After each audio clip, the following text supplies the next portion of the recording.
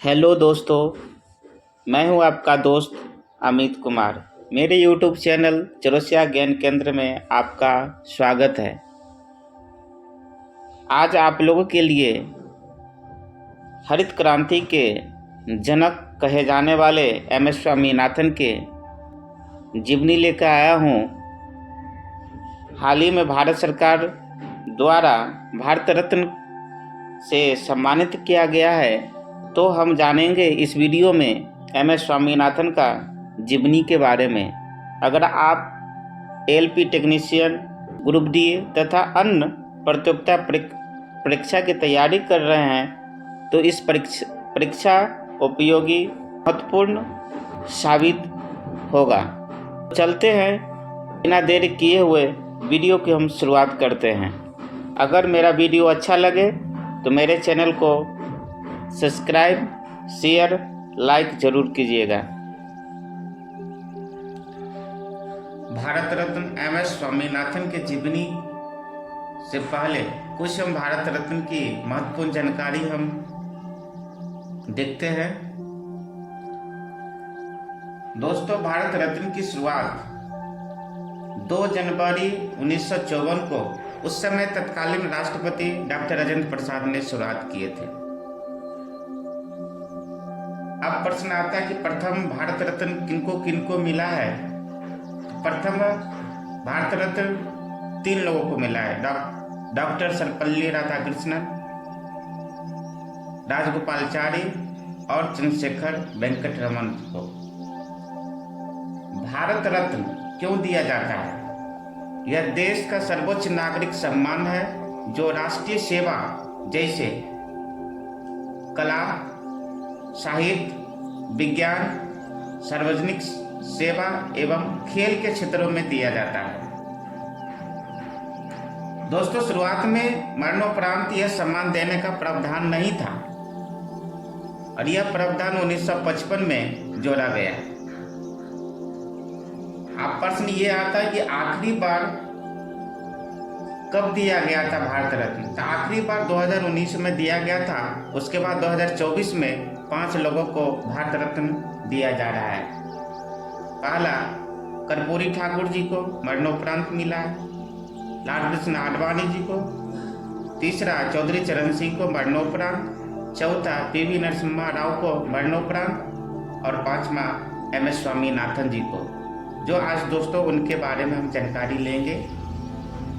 Note में हम लिखे हैं अब तक 53 लोगों को भारत रत्न मिला है। दोस्तों, भारत रत्न में मेडल कैसा दिया जाता है उसके बारे में हम जानकारी लेते हैं। यह भारत रत्न का मेडल तांबे से बना पीपल का पत्ता और उस पर प्लेटिनम का चमकता हुआ सूर्य बना रहता है। ठीक नीचे चांदी से हिंदी में भारत रत्न लिखा रहता है, जिसके पीछे की तरफ अशोक स्तंभ होता है। उसके ठीक नीचे सत्यमेव जयते लिखा होता है।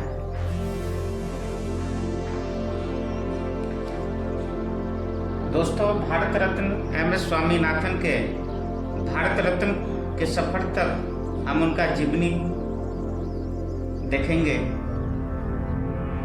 एम.एस. स्वामीनाथन भारत के आनुवंशिक वैज्ञानिक थे जिन्हें भारत का हरित क्रांति का जनक कहा जाता है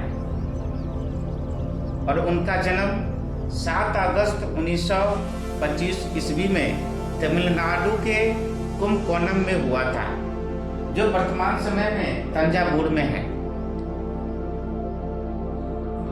पिता जनरल सर्जन संभाशिवन थे, माता का नाम पार्वती थंगवल संभाशिवन थे और वह पत्नी का नाम मीना स्वामीनाथन थे। एम.एस. स्वामीनाथन की मृत्यु हाल ही में 28 सितंबर 2023 ईस्वी में 98 वर्ष के आयु में चेन्नई तमिलनाडु में हो गया। दोस्तों, एम.एस. स्वामीनाथन का प्रारंभिक जीवन देखेंगे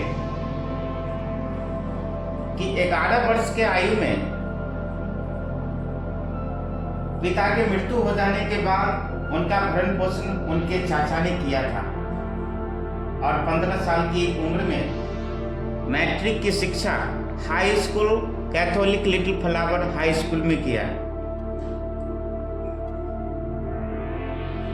उनके माता पिता चाहते थे कि एम.एस. स्वामीनाथन मेडिकल की पढ़ाई करे और इस बात को ध्यान में रखते हुए उन्होंने उच्च शिक्षा प्राणी शास्त्र में शुरुआत की थी। लेकिन द्वितीय विश्व युद्ध के समय 1943 ईस्वी में बंगाल में अकाल जब हुआ था, उस समय चावल की काफी कमी देखा गया। तभी एम.एस. स्वामीनाथन ने मन में ठान लिया कि भारत को अब पर्याप्त भोजन मिलना ही चाहिए।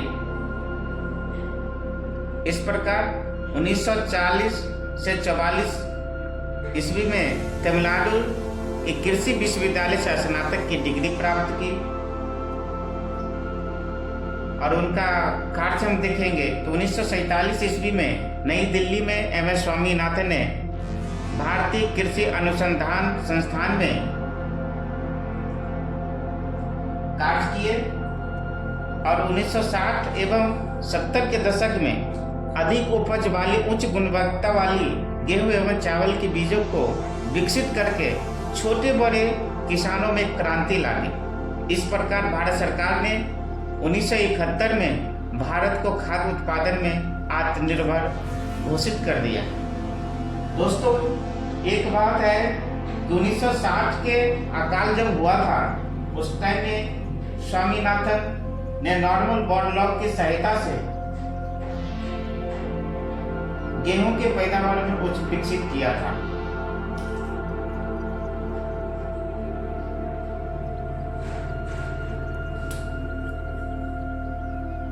जुलाई 1968 ईस्वी में गेहूं उत्पादन की क्रांति के जश्न में भारत सरकार ने डाक टिकट जारी किया था।